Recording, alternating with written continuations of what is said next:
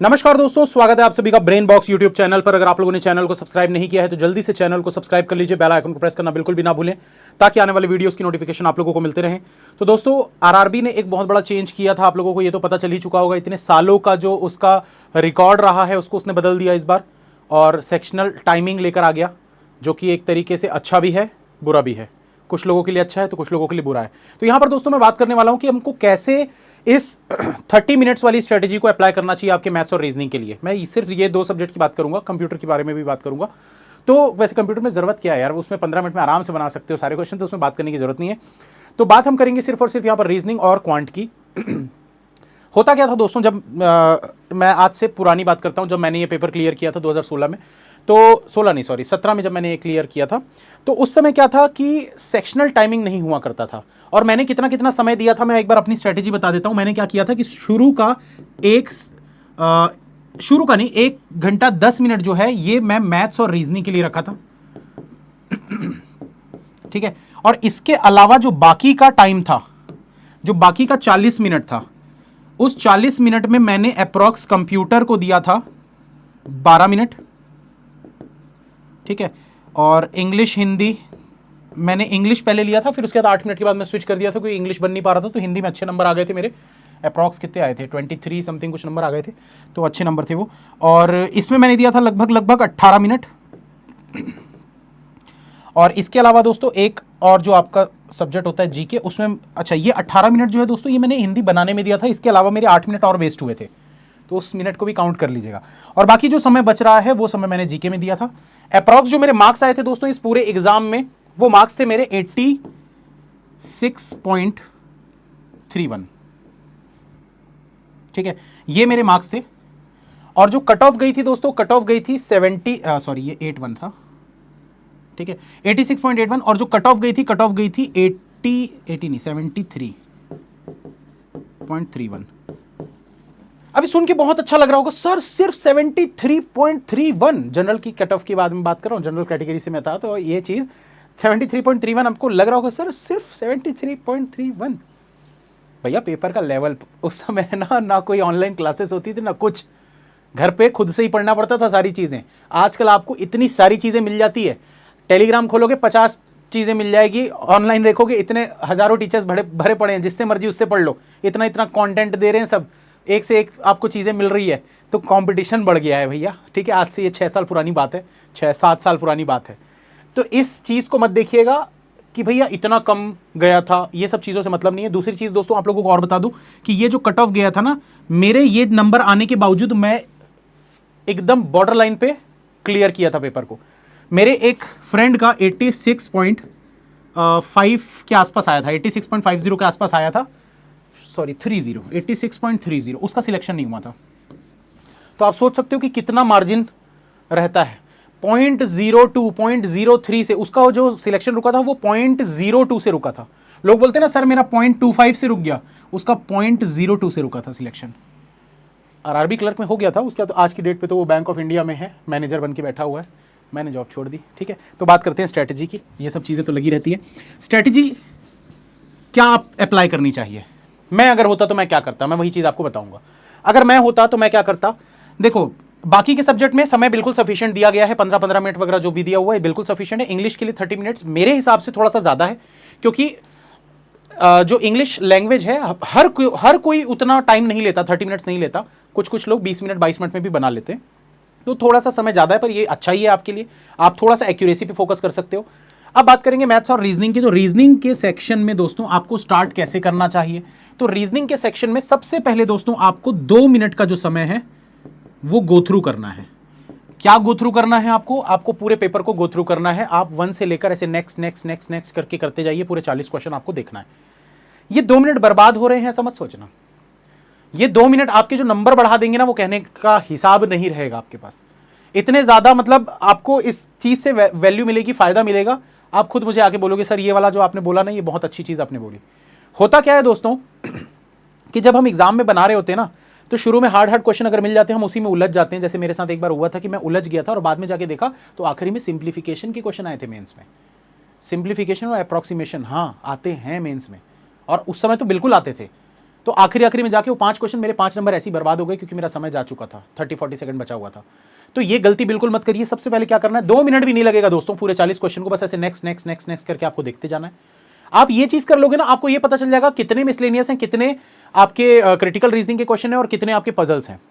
ठीक है, होता क्या है, शुरुआत में हम क्या दिमाग में बैठा के रखते हैं, हम पहले पूरे मिसलेनियस बनाएंगे। अगर मान लो पता चला पेपर में मिसलेनियस ज्यादा है ही नहीं, 8 ही मिसलेनियस है, फिर क्या करोगे? हो सकता है 12 मिसलेनियस हो सकता है 18 मिसलेनियस हो सकता है 25 मिसलेनियस भी हो। तो इसीलिए ये गो थ्रू कर लेने से क्या होगा, आपको एक मोटा मोटा अंदाजा हो जाएगा कि भैया मुझे कौन से क्वेश्चंस पे ज्यादा फोकस करना है। जैसे कोडेड इनइक्वालिटी अगर आता है आपको, अगर उसकी ट्रिक पता है मैजिक बॉक्स वाली, बिल्कुल आप बना लोगे 2 मिनट के अंदर, पूरे 5 नंबर ले लोगे। कोडेड ब्लड रिलेशन बना सकते हो, कोडेड डायरेक्शन बना सकते हो, अल्फा न्यूमेरिकल इनपुट आउटपुट बना सकते हो। ऐसे ही बहुत सारे टॉपिक्स होते हैं, जैसे रिवर्स सिलोजिज्म या सिलोजिज्म की थोड़े हाई लेवल के आ गए, तो ये सारे टॉपिक ऐसे होते हैं जो आप बना सकते हो इजीली। तो आपको पता होना चाहिए कि आया क्या है और आप बनाना क्या है। अब पजल की बात करते हैं, तो जब आप पजल्स को देख रहे होगे ना, तो देखते देखते में आपको कुछ पजल्स तो ऐसे ही देख के पता चल जाएंगे कि किस टाइप की पजल है। जैसे कि 8 लोग बैठे हैं सर्कुलर अरेंजमेंट में, 8 लोग बैठे हुए हैं पैरेलल, 10 लोग बैठे हुए हैं पैरेलल रो में। तो इससे ये भी अंदाजा हो जाता है कि आपका कौन सा पजल मजबूत है। उस पजल को आप पहले से दिमाग में रख सकते हो, हाँ मुझे ये वाला पजल बनाना है, दूसरे पजल को मुझे नहीं देखना है। क्योंकि भाई 30 मिनट्स में आप सारे पजल्स तो बना नहीं सकते, सिंपल सी चीज है भाई, कोई भी नहीं बना सकता, मैं भी नहीं बना सकता सारे पजल्स। हाँ, अगर पेपर का लेवल आसान रहा तो डेफिनेटली बन जाएगा, बट पेपर का लेवल आसान होगा ऐसा जरूरी थोड़ी ना, हार्ड ही रहता। मेंस है भैया, अगर इसको इजी कर दिया तो फिर प्री और मेंस में फर्क क्या रह जाएगा? वो तो फिर वही बात हो गई भाई, प्रीलिम्स ही दे रहे हैं। तो इसीलिए पेपर का लेवल मुझे नहीं लगता कि कम किया जाएगा इस वजह से कि भैया टाइम सेक्शनल आ गया है, ऐसा मुझे बिल्कुल नहीं लगता। हाँ ये है, सेक्शनल टाइमिंग आने से कट ऑफ भले गिर जाएगा, वो ये चीज पॉसिबल हो सकती है। ठीक है, तो क्या करना है, 2 मिनट आपको पूरा गो थ्रू करना है कि क्या क्या क्वेश्चंस आए थे। उसके बाद आपको सबसे पहले क्या करना है, आपको मिसलेनियस के क्वेश्चन बनाने हैं।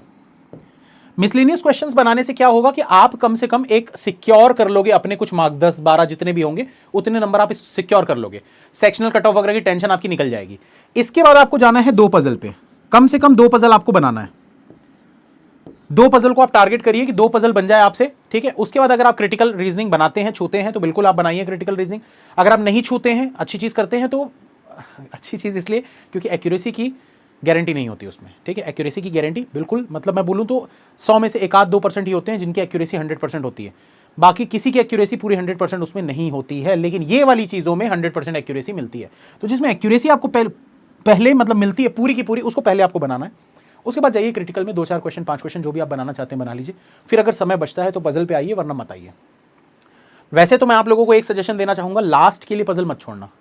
मतलब ये मत करना जैसे मैंने ये बताया ना कि मिसलेनियस क्वेश्चन कुछ कर लिए, फिर 2 पजल बना लिए, फिर क्रिटिकल कर लिया और उसके बाद फिर लास्ट में पजल बना रहे हैं। लास्ट में पजल इसलिए नहीं बनाना चाहिए दोस्तों, 3 से 4 मिनट मान लो बचा हुआ है और पजल नहीं बन पाया तो आपका वो पूरा का पूरा 4 मिनट बर्बाद हो जाएगा। इसीलिए मैं क्या करता हूं पता है, जैसे मिसलेनियस क्वेश्चन मुझे पता है ना 15 क्वेश्चन आए हैं, तो 15 में से मैं सिर्फ 10 बनाऊंगा, 5 को छोड़ दूंगा आखिरी के लिए, कि इन केस आखिरी में अगर मेरे पास 2 से 3 मिनट बच गए तो उस 2 से 3 मिनट में मिसलेनियस क्वेश्चन तो बन जाएंगे, पजल नहीं बन पाएगा। इसलिए मैं पजल को पहले पकड़ता हूं। अब भाई इसीलिए भी मैं पजल्स को पहले पकड़ता हूं, मेरा स्ट्रॉन्ग पॉइंट है, मुझसे पजल बन जाते हैं, जल्दी बन जाते हैं। तो वो अगर आपको लगता है कि हाँ आप पजल में मास्टर हो, पजल आपसे जल्दी बन जाते हैं, कैसा भी पजल हो, हार्ड से हार्ड भी पजल आ जाए आप बना लोगे। अगर आपके अंदर इतना वो है, कॉन्फिडेंस है, तो डेफिनेटली आपको पजल को पहले चुनना चाहिए। उससे बेस्ट कोई स्ट्रेटेजी हो ही नहीं सकती। पर अगर आपको लगता है आप पजल में वीक हो तो पहले मिसलेनियस को पकड़िए, फिर 2 पजल को बनिए। इसमें अगर मैं गुड स्कोर की बात करूं दोस्तों, तो देखो गुड स्कोर और या फिर सेफ अटेम्प्ट और ये सब चीज़ों के बारे में मैं बोल तो दूंगा अभी, बट बात वही हो जाती है कि बिना एग्जाम दिए, बिना एग्जाम का लेवल देखे कैसे बता दिए। तो दोस्तों एक्सपीरियंस से मैं कुछ एक हद तक तो बता ही सकता हूं। तो एक अगर सेफ अटेम्प्ट, गुड अटेम्प्ट अगर मैं बोलूँ 20 तक क्वेश्चन भी अगर आप कर रहे हो ना, 20 क्वेश्चन भी कर ले रहे हो ना, बहुत है। 18-20 क्वेश्चन भी अगर कर ले रहे हो तो ये बहुत अच्छे अटेम्प्ट है। आप लोगों ने पिछले साल की कट ऑफ्स वगैरह भी देखे होंगे, तो उससे आप लोगों को अंदाजा हो जाएगा। 20 क्वेश्चन मतलब कितने नंबर हो गए? 25 नंबर हो गए। 25 नंबर कट ऑफ जो जाती है 80, 85, 90, 100 नंबर आप टारगेट करके चलोगे, 100 क्रॉस आपको करना है। उस हिसाब से अगर एक सब्जेक्ट में आप 25 नंबर ला रहे हो तो यहाँ तो 5 सब्जेक्ट हैं। ठीक है, तो ये सबसे बेस्ट स्ट्रेटजी मेरे हिसाब से जो मैं करता वही मैं आपको बता रहा हूँ, आप भी ये चीज़ को करिएगा। इसके अलावा दोस्तों रिकॉर्ड हो रहा है कि नहीं एक बार देख लेता हूँ यार, क्योंकि मैं ये रिकॉर्डिंग कर रहा हूँ, लाइव तो चल नहीं रहा है। हाँ ठीक है, तो इसके अलावा दोस्तों बात करते हैं क्वांट की। तो क्वांट की स्ट्रेटजी मेरी क्या रहती है, तो ये चीज़ मैं बता देता हूँ भैया। क्वांट में भी मैं क्या करता, 2 मिनट का सबसे पहले मैं गो थ्रू करता। गो थ्रू क्यों करना जरूरी है? क्योंकि मुझे ये चीज़ पता है कि भैया क्वांट में क्या ईजी है क्या हार्ड है। सब कुछ तो आता नहीं, ऐसा तो है नहीं भैया कि हम पीएचडी करके बैठे हैं क्वांट में। अगर सब कुछ आता है तो अलग बात है, पहले से स्टार्ट करो आखिरी पे खत्म करो। लेकिन अगर नहीं आता है तो ये स्ट्रेटेजी को फॉलो करिए कि हाँ भैया 2 मिनट मुझे गो थ्रू करना है, क्या क्या क्वेश्चन आए, किस किस टाइप के डीआई पूछे गए हैं। अब मेरी क्या आदत रही है, मेरी हमेशा से आदत रही है, मैं अर्थमेटिक क्वेश्चन में कभी नहीं छूता, कभी भी मैं अर्थमेटिक क्वेश्चन को बनाता ही नहीं हूं, मैं छोड़ देता हूं। उसके अलावा मेरे पास इतना सब चीजें होती है बनाने के लिए कि मेरा समय उसी में निकल जाएगा। तो मैं क्या करता हूं कि इसके अलावा अगर मैं देखूं तो सिंप्लीफिकेशन, अप्रॉक्सीमेशन, नंबर सीरीज और क्वाड्रेटिक, अगर इनमें से कुछ आया है, अगर आपकी किस्मत इतनी अच्छी है, मतलब बोलते हैं ना एकदम पैदा ही हुए थे चांदी की चमची लेके, तो ऐसी किस्मत अगर आपकी है एग्जाम में, तो हो सकता है आपके में सिंप्लीफिकेशन आ जाए, नंबर सीरीज आ जाए, या फिर क्वाड्रेटिक आ जाए, तो 5 नंबर तो आपके 5-10 नंबर जो भी है उससे ऐसे ही बन जाएंगे। इन केस नहीं भी आया तो कोई दिक्कत वाली बात नहीं है, आप डीआई देखिए, कम से कम 3 से 4 डीआई आपको देखने को मिलेंगे, कम से कम 3 तो मिलेंगे और मैक्सिमम 4 देखने को मिलेंगे।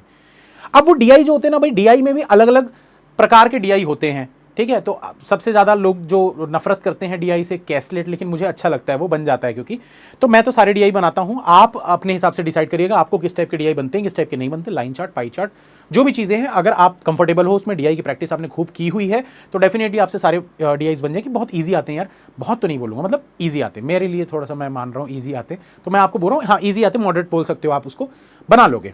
अगर आपने प्रैक्टिस अच्छी की है, आपके कंसेप्ट्स अच्छे से क्लियर हैं, तो डेफिनेटली आप बना लोगे। तो मेरा टारगेट क्या रहता, अगर मैं इसको बना रहा होता तो 5 नंबर मेरे कहीं मिसलेनियस से बन जाते, ठीक है। 5 नंबर का मैं टारगेट करता कि हाँ कुछ अगर आ गया किस्मत से तो भैया उसमें मिल गए, और 15 नंबर कम से कम मैं डीआई से। इसके अलावा फिर उसके बाद अगर समय बचता तो फिर मैं अर्थमेटिक पकड़ता। अर्थमेटिक ऐसा नहीं है दोस्तों कि मुझसे बनता नहीं है, अर्थमेटिक डीआई दे दो, हार्ड से हार्ड दे दो, हार्ड से हार्ड मतलब एक्सट्रीम कैट लेवल का दे दो, वो भी मैं बना लूंगा। लेकिन प्रॉब्लम क्या होती है ना कि अर्थमेटिक के क्वेश्चन को मैं एग्जाम में क्यों नहीं बनाता, क्योंकि मुझे इतना कॉन्फिडेंस नहीं है कि मैं उस क्वेश्चन को जल्दी बना पाऊंगा। बना तो लूंगा, जल्दी बना पाऊंगा ये कॉन्फिडेंस नहीं होता। ऐसा आप में से भी बहुत लोगों के साथ होता होगा, बहुतों के साथ होता होगा, हर किसी के साथ नहीं, लेकिन 30-40% ऐसे स्टूडेंट्स होते हैं जिनसे अर्थमेटिक के क्वेश्चन बन तो जाते हैं पर जल्दी जल्दी नहीं बनते। तो वही चीज़ मेरे साथ भी होती थी, इसलिए मैं अर्थमेटिक के क्वेश्चन को छोड़ देता था। कुछ टॉपिक्स उसमें ऐसे होते हैं जो बहुत जल्दी जल्दी बन जाते हैं, जैसे कि बोर्ड्स एंड स्ट्रीम, प्रोबेबिलिटी, मैं अपने वाले बता रहा हूँ ना जो मुझसे जल्दी बन जाते हैं। इसके अलावा टाइम स्पीड डिस्टेंस और टाइम एंड वर्क, ट्रेन्स, ये सब क्वेश्चंस जो होते हैं मुझे आसान लगते हैं, बहुत जल्दी जल्दी बन जाते हैं। तो इसलिए ये सब क्वेश्चंस को मैं आखिरी के लिए रखता कि आखिरी में अगर मेरे पास समय बच रहा है 2 से 3 मिनट का, तो 2 से 3 अगर भी मैं वहाँ पर कर लेता हूँ अर्थमेटिक, तो मेरे नंबर जो है 20 से 22 तक बन जाएंगे। तो ये स्ट्रैटेजी मेरी क्वांट और रीजनिंग की रहती। आप लोग क्या स्ट्रैटेजी फॉलो करना चाहते हैं दोस्तों, एक बार जरूर नीचे कमेंट करिएगा, लेकिन बाकियों से रिक्वेस्ट है दूसरों के कमेंट मत पढ़िएगा, सिर्फ अपनी स्ट्रेटेजी लिखिएगा जो आप फॉलो करने वाले हैं। क्योंकि अगर आप ना सबके कमेंट पढ़ते जाओगे ना कि ये ऐसा अप्लाई कर रहा है, ये ऐसा अप्लाई कर रहा है, कोई बोलेगा ये वाला अच्छा है या कोई बोलेगा ये वाला अच्छा है, तो ऐसे में आप कंफ्यूज हो जाओगे। मैंने जो बताया है और आपके मन में जो है, बस इतने ही तक स्ट्रेटेजी को रखिए, इसके अलावा ज़्यादा मत सोचिए। अगर ज़्यादा सोचोगे ना इसके बारे में तो दिमाग खराब हो जाएगा। और जो लोग का एक सवाल था कि सर क्रिटिकल का वेटेज कभी कभार बढ़ जाता है, दोस्तों कितना भी बढ़ जाए यार, 40 में से ऐसा थोड़ी है 20 क्वेश्चन क्रिटिकल दे देगा यार, 8 दे दे, 10 दे देगा, तो भी 30 क्वेश्चन है आपके पास। 30 क्वेश्चन बहुत होते हैं यार बनाने के लिए। 30 में आप 10 छोड़ भी दो, 20 क्वेश्चन भी बना रहे हो, 25 नंबर आ रहे हैं, बहुत होते हैं। ऐसा नहीं बोल रहा हूं मैं कि 25 नंबर बहुत नहीं होते, बहुत होते हैं यार। अच्छे से आप बनाओ तो सही, 25 तो करो पहले, फिर 30 की सोचना। अब लोगों के साथ होता क्या है ना, ऐसा 150 की सोचेंगे तो 100 मिलेगा। क्यों भाई 150 की सोच रहे तो 150 क्यों नहीं आ रहे हैं तुम्हारे? मेहनत करो ना वैसी, 100 की सोचो, 100 आने चाहिए। ये नहीं कि 100 की सोच रहे तो 80 आ रहे हैं, 70 आ रहे हैं। जितना सोचो उतना लेके आओ, सिंपल वाली बात है, ठीक है। वो वाली चीज़ गई, ज़्यादा पढ़ोगे, 10 घंटे पढ़ोगे तो उसमें से प्रोडक्टिव 6 घंटे निकलेंगे, बाकी के 4 घंटे का हाँ रील्स, तो वो सब चीज़ें नहीं करनी है, ठीक है। तो मेहनत करिए दोस्तों अच्छे से। बाकी इंग्लिश और जीके कंप्यूटर के लिए कुछ बोलने की जरूरत नहीं है दोस्तों, कंप्यूटर के लिए मोर देन सफिशिएंट है 15 मिनट। अगर आपने कंप्यूटर पढ़ा हुआ है तो वो देख के ही आंसर आ जाता है, कभी कभार तो देखने की भी जरूरत नहीं पड़ती है, ऑप्शन से ही आंसर निकल जाता है। तो ये सब चीज़ें होती है कंप्यूटर में। अगर आपका कंप्यूटर का बेसिक क्लियर है तो कंप्यूटर के अगर आप बैकग्राउंड से हैं तो आपके लिए तो बहुत ही चीज़ें आसान है। अगर नहीं है, आपने पढ़ा हुआ है, तो आराम से आप 20-25 क्वेश्चन बना के उसमें अभी अच्छे नंबर लेकर आ सकते हैं। याद रखिएगा दोस्तों, सेक्शनल टाइमिंग हो जाने से सबसे बड़ी जो चीज़ का ध्यान आपको रखना है ना, वो है सेक्शनल कट ऑफ का। क्योंकि सेक्शनल टाइमिंग होने की वजह से ना आपको अपनी एक्यूरेसी पे बहुत ज़्यादा ध्यान देना पड़ेगा। आपका सेक्शन हालांकि बहुत कम जाता है सेक्शनल कट ऑफ, मैं ये नहीं बोल रहा हूँ कि ज़्यादा जाता है, लेकिन दोस्तों हिंदी सब्जेक्ट जो भी लेते हैं ना, हिंदी में मैं बता रहा हूँ, मेरे अभी मैंने बोला था थोड़ी देर पहले, मेरे 23 मार्क्स आए थे आउट ऑफ 40 हिंदी में, बट कट ऑफ कितना था? 19 मार्क्स, 19 नंबर कट ऑफ गया था हिंदी का। तो ऐसा होता है। और वही जिसने इंग्लिश लिया था सेम पेपर में उसी दिन, अगर मैं भी इंग्लिश लिया रहता, इंग्लिश के कितना कट ऑफ गया था? 1.75। तो ये फर्क पड़ता है, हिंदी और इंग्लिश का दोनों का कट ऑफ अलग अलग होता है, ठीक है। तो ऐसा मत सोचिएगा कि इंग्लिश वालों का जो कट ऑफ होगा वही हिंदी वालों का भी होगा, हिंदी का जो होगा इंग्लिश होगा, नहीं, अलग अलग होता है। क्योंकि हिंदी में कुछ लोग ज़्यादा स्कोर कर लेते हैं, जो हिंदी मतलब ज़्यादा हिंदी में अच्छे हैं इंग्लिश के बजाय, तो वो लोग हिंदी में ज़्यादा स्कोर करते हैं, इसलिए उसका कट ऑफ बढ़ जाता है, ठीक है। तो ओवरऑल जो रहता है वो सेम रहता है। ओवरऑल में फ़र्क नहीं पड़ेगा, ओवरऑल हिंदी वालों के लिए भी सेम रहेगा, इंग्लिश वालों के लिए भी सेम रहेगा, लेकिन जो सेक्शनल रहता है ना वो बढ़ जाता है हिंदी वालों का, डिपेंड करता है पेपर के लेवल के ऊपर। तो मिलते हैं दोस्तों फिर नेक्स्ट क्लास में। और एक इसकी के साथ मैं आप लोगों को और बताना चाहूँगा, जो भी स्टूडेंट्स यस ऑफिसर का सब्सक्रिप्शन लेना चाहते हैं तो दोस्तों बहुत बड़ा डिस्काउंट चल रहा है। उसका जो लास्ट डेट है वो आज रात 12 बजे तक है, तो जल्दी से जाकर यस ऑफिसर पर आप सब्सक्रिप्शन ले सकते हैं। All the best, you can and you will. अगर आप चाहें तो लिंक्स वगैरह नीचे डिस्क्रिप्शन में मिल जाएंगी। चैनल को सब्सक्राइब करना बिल्कुल भी ना भूलें।